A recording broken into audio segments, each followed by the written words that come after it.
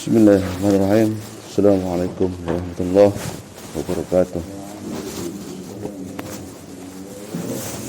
Alhamdulillahirabbil alamin.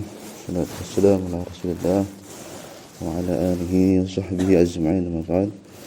Pertama marilah kita menjadikan puji syukur kepada Allah Subhanahu wa taala yang telah memberikan kita begitu banyak nikmat kesehatan, nikmat kesempatan, nikmat umur, nikmat makan, nikmat tidur, dan nikmat semuanya yang kita rasakan setiap hari, terutama nikmat iman dan nikmat Islam yang Allah berikan khusus kepada kita gratis sejak lahir dari rahim orang tua kita yang muslim.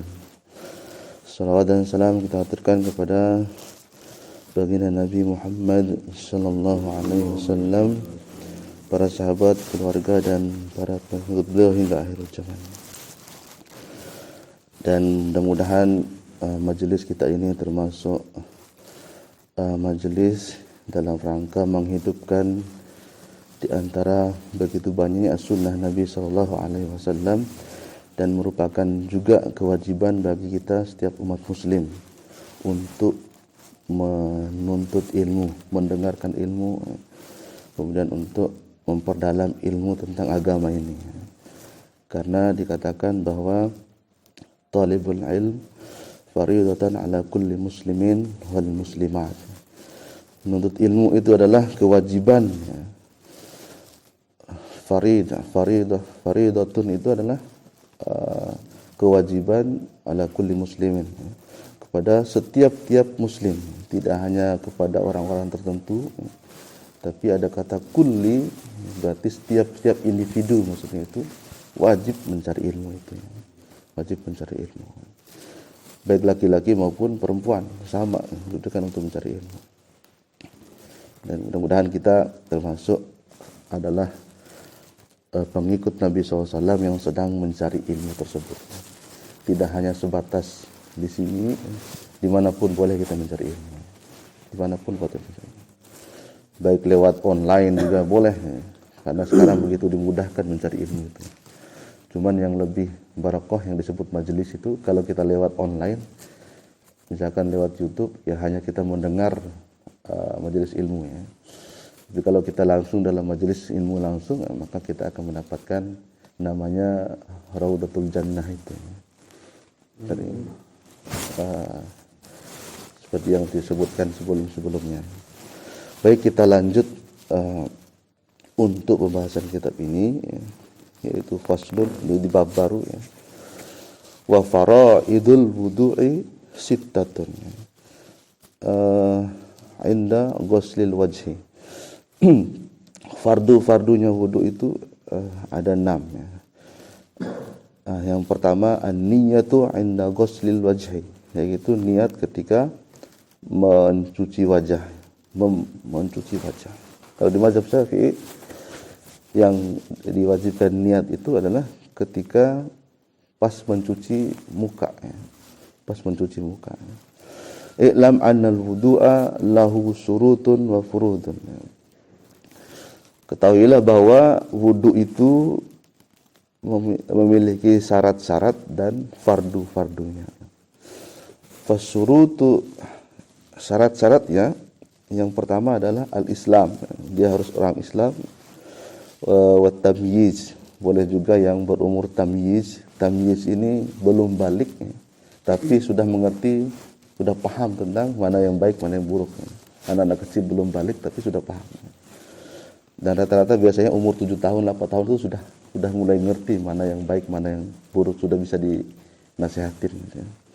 Itu namanya tamyiz, tapi dia belum balik. Kalau balik sudah jelas ya. Ya sekitar kalau sudah bermimpi, mimpi basah. Kalau perempuan keluar haidnya. Wa tahuriyatil ma'. Kemudian yang ketiga adalah sucinya air ya. Kemudian wa adamul mani al-hissi kal wasah. Kemudian tidak ada penghalang secara materi ya. Contohnya adalah kalau air itu kotor, karena kotor. Jadi walaupun dia bisa apa namanya, ada air kotor ya, walaupun suci tapi dia kotor ya, baik kita hindari aja. Itu maksudnya. Wa adamul mani asy-syar'in, tidak adanya penghalang secara syar'i seperti haid, kemudian wan nifas, orang yang sedang haid dan nifas. Jadi tidak sah wudunya orang yang sedang haid dan sedang nifas, walaupun dia wudu tapi tidak sah. Wa dukhulul waqti fi haqqi dzawid darurat, kemudian maksudnya waktu bagi orang-orang yang memiliki kedaruratan, kal mustahadah.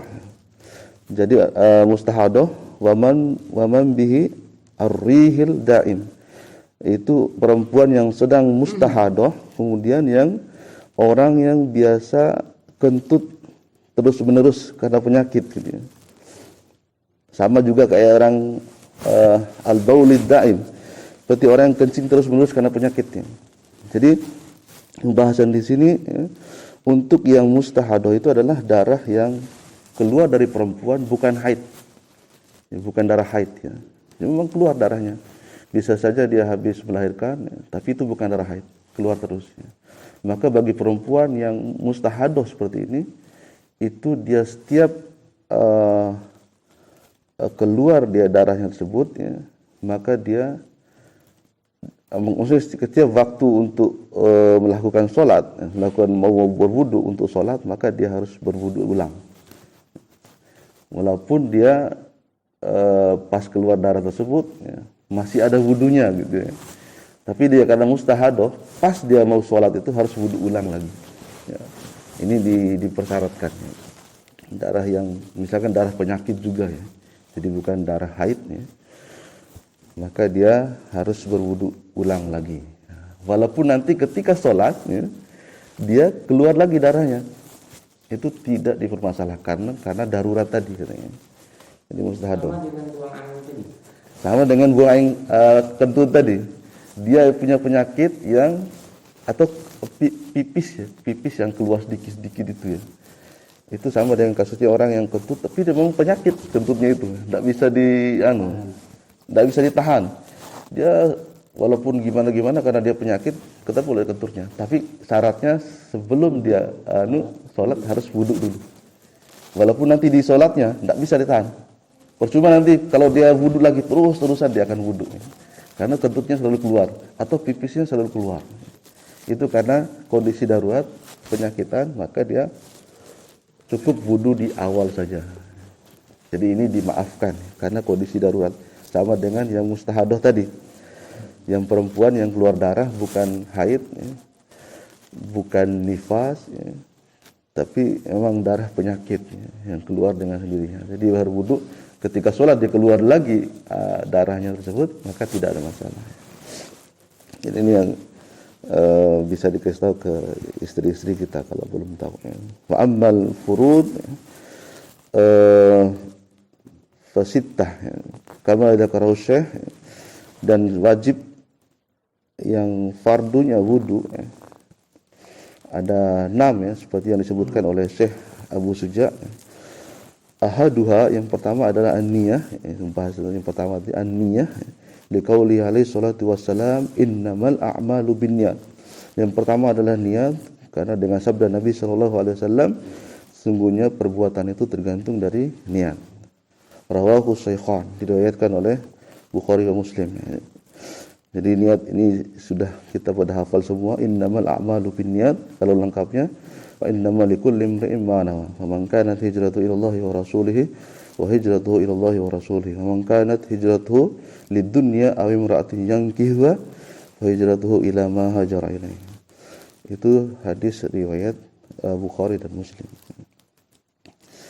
Wa hiya fardun fi taharatin fi taharatil ahdas, yaitu dia adalah fardunya niat untuk mensucikan hadas ya. Kemudian wala tajibu fi izalati najasat ala sahih, dan tidak wajib kita berniat ketika menghilangkan najis. Beda dengan hadas sama najis itu ya. Kalau untuk mengangkat hadas maka kita niat untuk mengangkat hadas. Kalau untuk menghilangkan najis ya, maka itu tidak perlu niat ini, tidak wajib niat, bukan enggak boleh niat ya, tidak wajib untuk niat. Sama kayak kita mau bersihin kotoran anjing ya, enggak perlu kita niat. Nawaitu apa ya, untuk menghilangkan. Nawaitul ghusli hada najas li raf'il najasat misalkan gitu. Maka itu tidak wajib. Cukup saja kita bersihin. Kalau untuk hadas ya, mengangkat hadas ya, membersihkan hadas maka kita wudu. Maka termasuk wudu ini untuk mengangkat hadas kecil. Kemudian ini yang ala sahih, yang di atas yang sahih. Ini enggak wajib untuk berniat untuk membersihkan najis atau menghilangkan najis, cukup dibersihkan saja.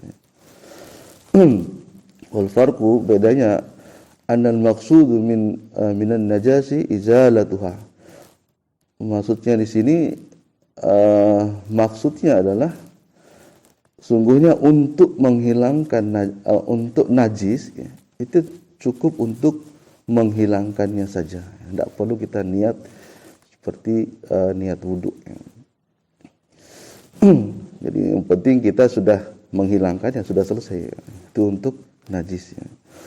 Wahia tahsulu bil ghusli, yaitu terjadi karena ya kita cukup dengan membersihkan saja, mencucinya saja, cukup membersihkan saja. Bikhilafin al ahdas, beda dengan hadas-hadas itu, hadas kecil maupun hadas besar, kita harus niat ketika mau mensucikan, menghilangkannya. Jadi kalau mandi seperti menghilangkan hadas besar, junub misalnya, mandi junub ya kita harus niat. Kita mau wudu untuk menghilangkan hadas kecil ya, maka kita harus niat. Seperti kentut tadi, kentut termasuk hadas kecil yang cukup bisa dihilangkan dengan wudu. Kalau mandi junub itu hadas besar, harus diniatkan dengan pas ketika mandi. Niat mandi janabah ya. Fa inna taharataha ibadah, karena mensucikan dari hadas itu adalah ibadah. Fataftakiru ila niyah, maka dibutuhkan niat. Jadi sesuatu yang ibadah itu yang ibadah maka dia butuhkan niat ya. Seperti wudu kemudian mandi janabah itu adalah suatu ibadah, maka dia butuh untuk meniatkan ya. Terjadi khilaf juga mengenai niat ini apakah dilafazkan dengan suara atau tidak. Kalau di mazhab Syafi'i ya, sebenarnya kalau di Imam Syafi'inya niatnya itu, di fatwa Imam Syafi'i niat itu dalam hati. Misalkan kita niat nawaitu ya niat aja dalam hati. Nawaitu. Kenapa lafaznya seperti itu? Harus ada nawaitul wudu li raf'il hadas lillahi ta'ala misalnya itu. Ya itu yang difatwakan oleh Imam Syafi'i. Ya, ini lafaz saya gitu ya. Silakan kalau yang lain mau punya lafaz yang lain silakan ya. Tapi ini standar dari saya menurut fatwa dari Imam Syafi'i, yaitu nawaitu, saya berniat. Saya berniat wudu untuk mengangkat hadas lillahi ta'ala, karena Allah Subhanahu wa taala itu. Silakan kalau punya lafaz tersendiri ya, bikinan sendiri silakan saja ya. Tapi saya lebih condong memilih imam saya, imam kita ketimbang bikin sendiri lafaz niat gitu. Nah, jadi itu yang kita, kalau di Imam Syafi'i niatnya dalam hati, nawaitunya itu adalah dalam hati. Nawaitunya dalam hati. Dan ini lafaz yang beliau anjurkan gitu ya. Memang tidak ada lafaz khusus dari Nabi SAW untuk itu. Tapi inilah lafaz niat saya dalam hati kata Imam Syafi'i. Silakan kalau yang lain silakan mau bikin sendiri, punya pengetahuan sendiri silakan saja. Tapi kalau saya lebih condong kita ngikutin ini lafaz dari imam mazhab, kita ikutin saja. Walaupun di mazhab yang lain Tidak ada lafaz-lafaz bebas saja lafaz itu. Yang penting kita mau ke tempat wudhu, ya sudah niat wudhu, sudah terwakili. Gitu. Kayak gitu. Tapi kalau di mazhab Syafi'i ada nawaitunya itu. Itu sebagai ijtihad dari imam. Daripada kita cuma saya mau wudhu dah, itu kan sudah niat sebenarnya, sudah mewakili niat. Tapi saya memilih untuk mengikuti nawaitunya itu. Karena ini dari ijtihad imam ya, yang bisa. Kemudian ada juga di kalangan mazhab Syafi'i jauh setelah itu yang membolehkan melafaz niat. Seperti niat di dalam sholat, niat wudu boleh melafazkannya untuk menghilangkan keraguan-raguan. Ada juga fatwa seperti itu. Tapi kalau di Imam Syafi'inya tersendiri ya, itu dalam hati. Tapi kalau yang saya lupa ulamanya yang membolehkan melafazkan dengan lisan itu, misalkan usolli fardhul maghrib kayak gitu, atau nawaitul wudu kalau dalam wudu, maka itu diboleh-bolehkan saja dalam rangka untuk menghilangkan was-was, biar tenang, saya sudah niat dengan lisan. Seperti itu ya. Kasairil ibadah fataftaqiru ila niyah, itu dibutuhkan niat kasairil ibadah, seperti semua ibadah-ibadah yang lain. Kada qalahu ar-Rafi'i, seperti yang dikatakan oleh Imam Rafi'i. Jadi dalam ibadah-ibadah yang lain kita harus niat. Sama kayak kita bersedekah, niat. Sedekah untuk siapa, untuk apa, dan sebagainya. Kemudian kita sholat juga niat. Kemudian kita wudu kita niat. Melakukan apapun kita niat. Kemudian kita apapun ibadah-ibadah yang kita lakukan, kita membutuhkan niat yang untuk ibadah. Wa syartu sihhatiha, yang pertama syarat sahnya wudu itu Islam, ya. Fala yasihul wudu'a al-kafir. Yang syarat pertama adalah orang Islam, kemudian tidak sah wudunya orang kafir. Wala ghusluhu ala sahih, dan tidak juga ketika mereka berniat untuk mandi junub ya, juga tidak sah dalam pendapat yang sahih. Di anna niyah ibadah, karena niat itu adalah ibadah. Wal kafir laisa min ahliha, karena orang kafir itu bukan ahli ibadah. Jadi tidak sah mereka wudu. Jadi buat apa juga mereka wudu ya? Buat apa juga mereka niat mandi junub juga? Karena memang statusnya tetap akan kafir. Wala tasihu taharatul murtad. Begitu juga orang yang murtad tidak sah taharahnya, bersucinya.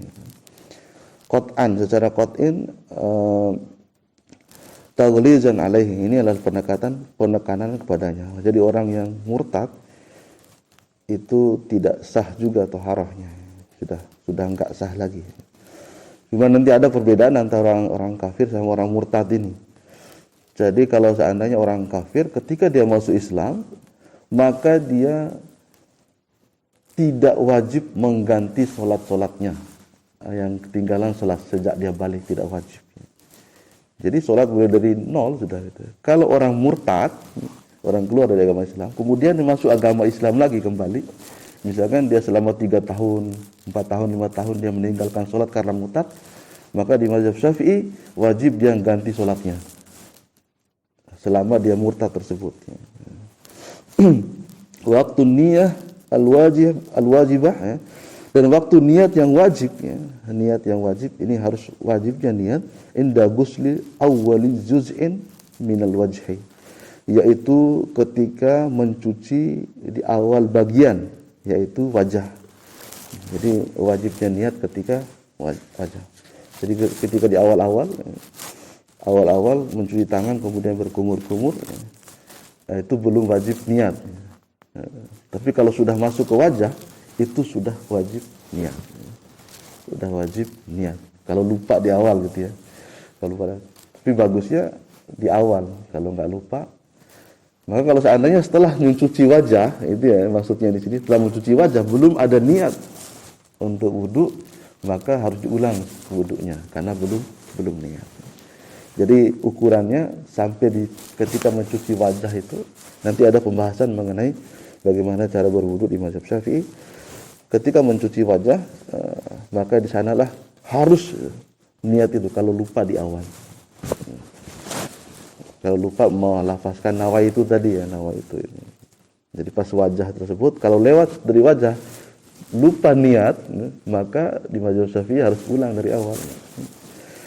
Karena wudu ini ibadah. Li'annahu awwalul ibadati al-wajibah.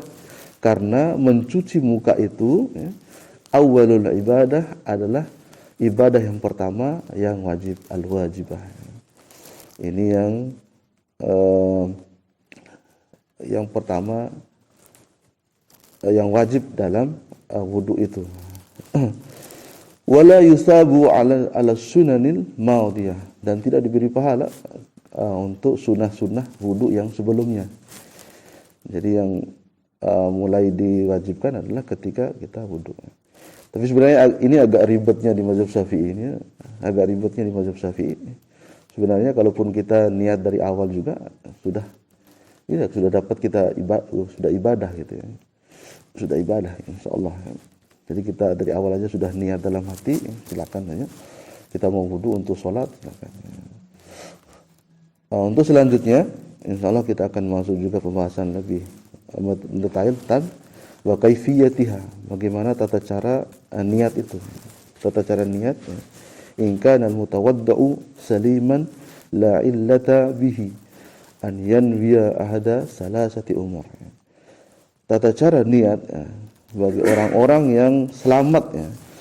Al-mutawaddu itu adalah orang yang berwudu saliman, yang selamat ya, tanpa halangan penyakit tadi, misalnya kentut terus-menerus, pipis terus-menerus, kemudian mustahadah tadi, la illata, tidak ada illah baginya, an yanwiya, untuk berniat yang pertama salasata umur.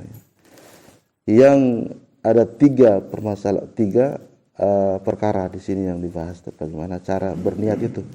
Ahaduhuma raf'ul hadasi awit taharati anil hadas. Yang pertama kita berniat untuk mengangkat hadas atau bersuci dari hadas. Untuk niat tata cara kita berniat. Kalau mengangkat hadas besar, kalau mandi junub, kalau wudu mengangkat hadas kecil. Kemudian asani an yanwiya istibahatas shalah. Niat untuk agar kita bisa sholat. Niat wudu itu untuk bisa sholat. Au ghairiha, atau untuk melaksanakan ibadah yang lain. Mimma la yubahu illa bithaharah, di mana ibadah-ibadah tersebut tidak akan bisa dilakukan tanpa kita bersuci atau berwudu. Jadi kita niat untuk sholat, ya tadi niat untuk angkat hadas, yang kedua untuk meniat untuk melaksanakan sholat. Kemudian yang ketiga, perkara yang ketiga cara berniat adalah an yanwiya, berniat fardul wudu'i au ada'il wudu'. Ya kita berniat untuk karena wajibnya wudu. Niat karena wajibnya wudu atau melaksanakan wudu dengan sengaja. Adaan wudu'.